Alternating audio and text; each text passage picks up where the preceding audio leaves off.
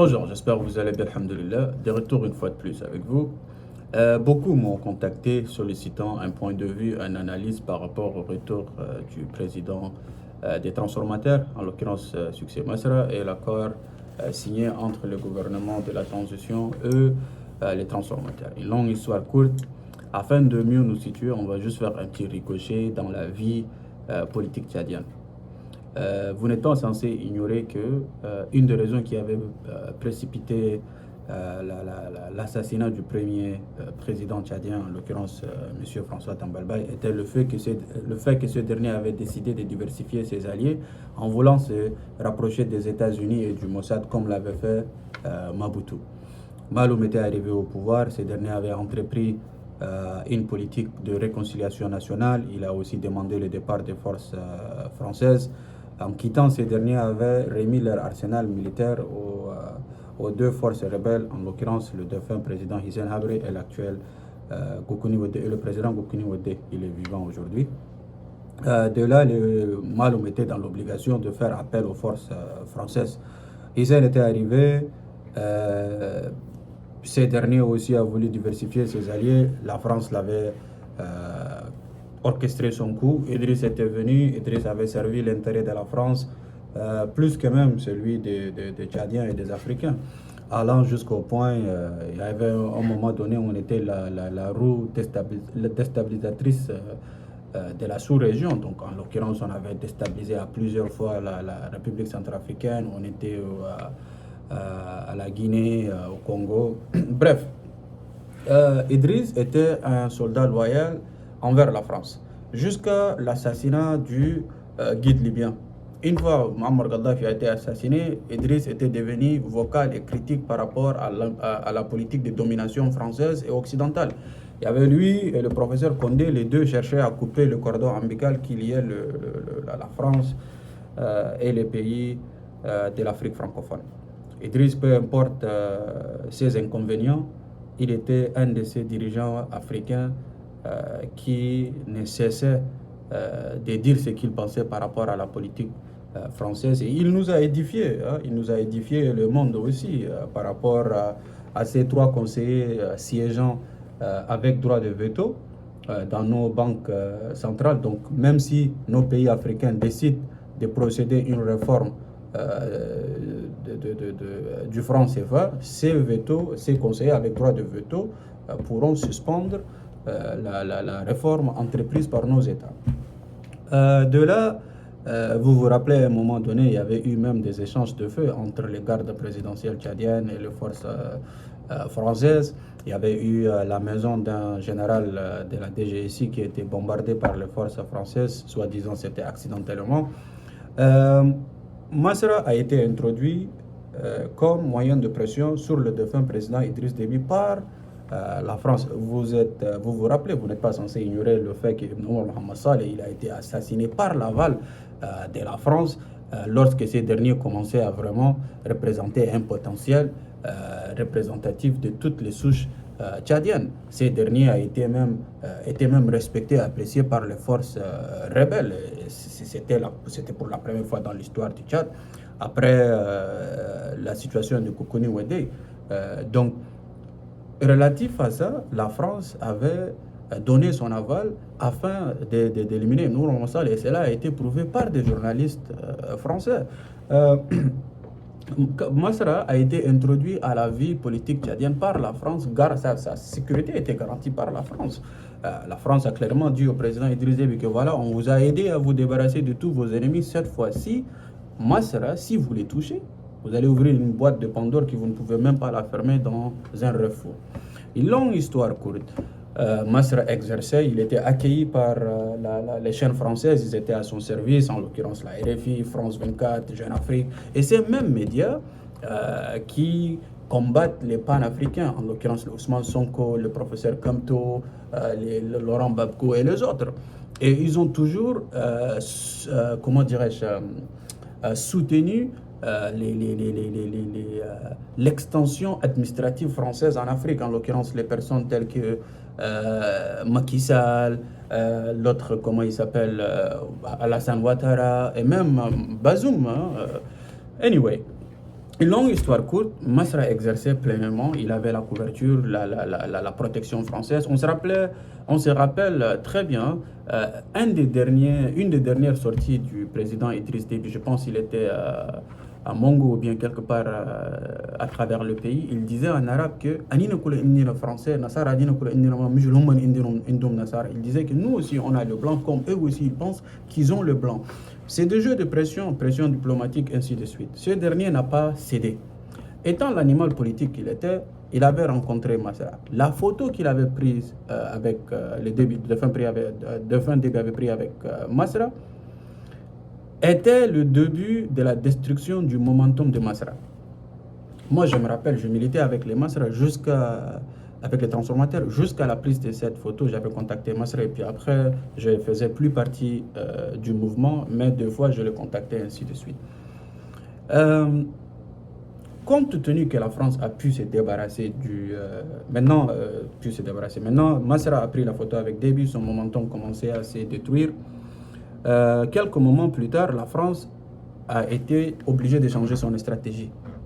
Elle connaît très bien Déby, elle connaît la mentalité tchadienne. Donc cette photo prise par Déby est publiée, Déby et Masra. Même s'il n'y avait pas des arrière-pensées, il y aura des arrière-pensées qui seront façonnées. De là, ils ont dit que Masra avait signé un accord avec Déby, il allait continuer avec Déby. Il faut que la France change de stratégie. Maintenant, ils ont fait promesse aux FACT. Venez, on ne va pas s'interposer, la porte est ouverte. Les FACT ont décidé d'entrer en jeu. Le dauphin Idriss, je me rappelle, cette journée, il était avec son épouse célébrant l'inauguration du président Denis Sassou Nguesso. Une fois de retour, Idriss a été incité pour aller se joindre à ses forces. Rendu là-bas, il a été assassiné. Et comme l'avait dit l'ex-directeur de la DGSE française, que Idriss n'a pas été assassiné au combat, mais par contre par son cercle sécuritaire. Et vous avez une petite parenthèse.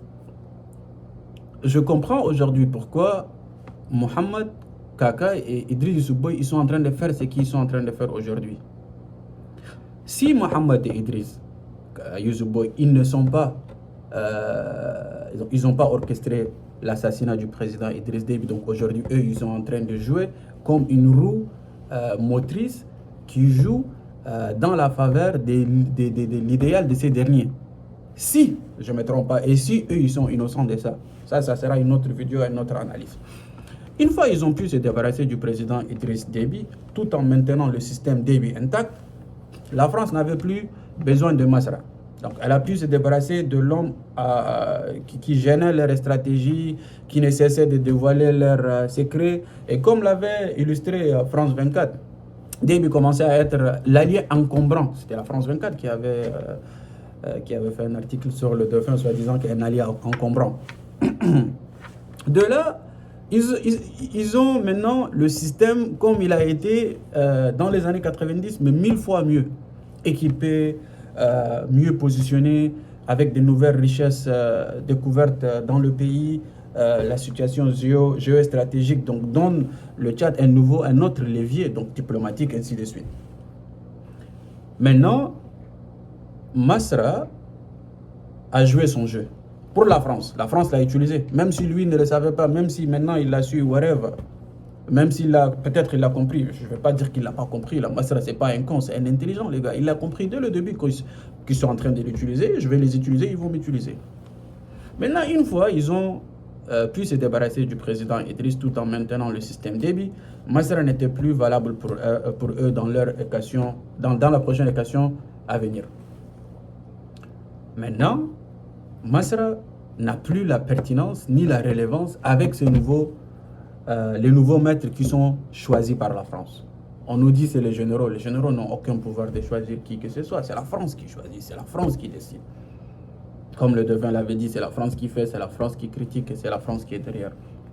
De là, pour se donner une pertinence, une relevance dans le spectre de la vie politique, Masra faudra qu'il se positionne comme le seul opposant à cette dynastie. Et puis il avait dit, on ne compose pas avec l'apartheid, on l'abat l'apartheid. On ne fait pas de compromis ni de concessions avec la dynastie, on la détruit la dynastie. Masra a quitté le Tchad après les événements du 20 octobre. Les événements du 20 octobre ont propulsé Masra à l'international. Maintenant, les médias ont commencé à parler de succès Masra comme étant l'opposant, que sa vie est risquée. Ses militants sont massacrés, sont assassinés. Maintenant, Masra fait partie de cette opposition. Il a incarné l'opposition maintenant. Une fois venu en Amérique, même son approche a changé. Maintenant, Masra met l'accent sur l'aspect du régionalisme, du confessionnalisme. Ils sont tous de la même région, ils parlent la même langue, ils prient au même temple, ainsi de suite. La représentativité diplomatique, c'est tous des gens de la même région, les gouverneurs sont tous ici. Sans pour autant se rendre à l'évidence que le Tchad ne revolve pas autour des 4 ethnies, Goran, Zarawa, Arab et Sahara. Il y a plusieurs autres centaines d'ethnies. Et je peux te garantir, Masra, qu'il y a des ethnies au Tchad qui n'ont même pas eu ne serait-ce un directeur ou un colonel. Sur les 20 quelques premiers ministres qui se sont succédés, 18 sont sudistes. Il y a des sudistes qui ont dirigé l'armée nationale, des chefs d'état-major, des directeurs de gendarmerie, des DG de renseignement, des ministres d'énergie, d'hydrocarbures. C'est un système. Et ce système est composé de toutes les souches. Il faudra abattre le système, et le système ne vise pas une ethnie, malgré une domination. Il est composé de toutes les représentativités de toutes les souches tchadiennes. Une fois là-bas aux États-Unis, son approche, comme je vous ai dit, est stratégique relative à la situation tchadienne a changé.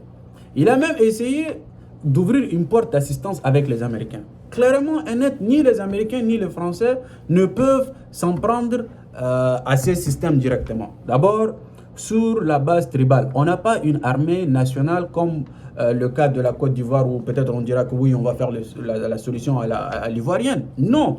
Si les États-Unis décident de s'interposer militairement au Tchad ou la France, il y aura des conséquences. Ils vont perdre des soldats. Et ça, c'est quelque chose qu'eux, ils ne sont pas prêts à faire.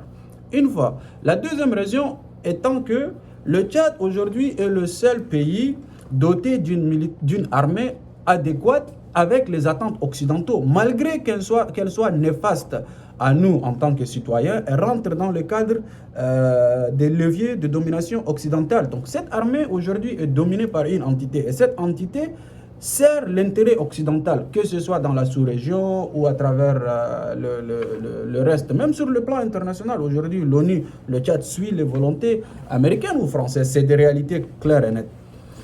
Masra a essayé avec les Américains. Les Américains l'ont dit, on ne peut rien faire par rapport à ça. Tu pourras soit devenir un exilé, la porte est ouverte, tu peux travailler ici, devenir ce que tu veux, mais pour le moment, on n'a pas un plan pour toi. Il faut qu'il retourne. Il faut qu'il retourne, il faut qu'il change les choses de l'intérieur. Comment retourner? Maintenant, retour à la case de départ et puis on va aller voir les décideurs du dossier tchadien, les Français, les maîtres du Tchad. 123 ans de présence au Tchad, de domination hégémonique, c'est eux qui nomment les opposants, le parti au gouvernement, les membres des civils. Ils les financent tout, même les religieux, c'est eux qui les financent. Donc il faudra voir la France. Je vous ai dit, juin passé, Mohamed Kaka était le 14 juin 2023, il a été reçu en France par Macron. Macron lui a clairement interdit du fait qu'il ne pourra pas se représenter aux élections à venir, celles de 2024. Après l'incident, la situation, leur perte, le fait que la France a été chassée du Niger, Mohamed a été rappelé en France. Masra était en France aussi. La France a fait du compromis et des concessions à Mohamed. Mohamed, vous pouvez maintenant vous présenter aux élections à venir. Masra, maintenant vous devez rentrer et servir Mohamed, servir notre intérêt à nous tous, servir l'intérêt idéal hégémonique française. Masra, il n'est pas un fou. Masra, il a fait ce que lui, il pouvait faire. La France, que ce soit, l'a utilisé. Il l'a utilisé. Aujourd'hui, il va composer avec le gouvernement. Il nous a dit que la semaine prochaine, on va le voir, on aura notre rencontre à la place de l'indépendance. Bien sûr que si vous allez avoir votre rencontre, parce que vous avez signé les accords, vous avez reconnu la modification de la charte, vous avez reconnu les résolutions du dialogue national. Dites inclusif malgré le fait que c'était un dialogue, c'était un monologue plutôt qu'un dialogue. Vous avez accepté que Mohamed n'est pas seulement le chef, le président de la transition, mais le chef de l'État aussi. Donc si vous avez accepté tout ça aujourd'hui, il n'y a aucune différence entre vous, les Padaré, les Payimi et les autres. Donc vous faites partie du système techniquement parlant. Donc vous allez avoir vos rencontres. Le système va les encadrer, le système va vous financer, le système... Parce que le système, c'est bel et bien, a des garanties que vous n'irez jamais contre la volonté du système. Et ça va servir des leçons. Et puis ça va aussi justifier la démocratie exercée dans le régime du président de la transition Mohamed. C'est une justification sur le plan international. La personne qui criait hier, qui disait non à la confiscation du pouvoir, non à l'apartheid, non à la dynastie du Tchad, aujourd'hui est retourné. Il a accepté notre frère Mohamed comme président de la République, chef de l'État. On va composer ensemble. Si vous allez justifier mes élections demain et les donner une base légale, pourquoi pas vous soutenir? Pourquoi pas vous soutenir? Kebzako est vieux. Kabadi est vieux. Ça, c'est une nouvelle génération. Aujourd'hui, c'est la génération des années 80 qui dirige le Tchad aujourd'hui. Vous savez, dans tout ça, et je n'en disconviens pas du fait que j'ai mon propre grand frère, même père et même mère, chevalier des Légions d'honneur françaises. C'est la France qui fait, c'est la France qui critique et c'est la France qui est derrière. Et tant que cette domination française n'est pas adressée, on n'ira nulle part. Chaque progrès sera entravé. Vous êtes confortable dans notre désunion. Vous êtes confortable dans tout ce qui nous sépare, dans tout ce qui nous divise. La vérité, elle est devant vous, mais vous choisissez de ne pas la voir. Il ne s'agit pas de Masra. Masra est un président d'un parti politique. Le parti politique milite pour devenir président, pour présider sur ces pays. Et comme je l'ai dit, dû à cette incohérence, donc un parti politique qui dit qu'il est contre le népotisme, le favoritisme, le clientisme, la domination hégémonique et le fait que ce groupe parle la même langue, prie au même temple. Votre propre exécutif à vous, sur les 3 vice-présidents, les 3 vice-présidents parlent la même langue. Ils prient dans le même temple. Ils sont de la même région. Et nous, on est censé vous faire confiance. Sans aucune représentativité, sans aucune inclusion, sans aucune notion de partage réel. Donc on va juste vous faire confiance aveuglément, vous allez faire mieux. Et comme je l'ai dit, un docteur en économie, un ex-fonctionnaire de la BAD, qui ne s'est jamais prononcé sur la question du franc CFA, sur l'importance de l'autonomie monétaire, la souveraineté monétaire et territoriale. Et il est toujours accueilli par ces mêmes plateformes, en l'occurrence la France 24, TV5, RFI, Jeune Afrique. Et ces mêmes plateformes qui luttent contre les vrais panafricains, en l'occurrence le Kemto, le Laurent Gbagbo et les autres, pour moi, soulèvent une forme d'incohérence sans précédent. Mais depuis qu'on est dans cette rhétorique démocratique, toute approche est démocratique. On critique les partis et les personnes qui ont un potentiel. Masra, vous aviez un potentiel. Votre parti a un potentiel. Et votre potentiel et votre parti, vous ne militez pas, comme je l'ai dit, pour devenir président, directeur général d'une entreprise publique ou gouverneur d'une région, mais plutôt pour présider sur ces pays. Dorénavant, la représentativité doit être nette et inclusive. Vos approches doivent être adéquates et défendre l'intérêt le plus suprême. À partir de maintenant, il n'y aura aucun compromis ni concession. Et si on parle de proximité française, votre proximité comparée à celle d'Abakar avec la France est comme le ciel et la terre. Mais on cherche à défendre l'intérêt le plus suprême et il n'y aura aucun compromis. Toi, Abakar ou n'importe qui. On veut des projets et des visions claires par rapport à cette domination hégémonique française. Une réforme avec le peuple, dans le peuple, pour le peuple. Assalamu alaikum.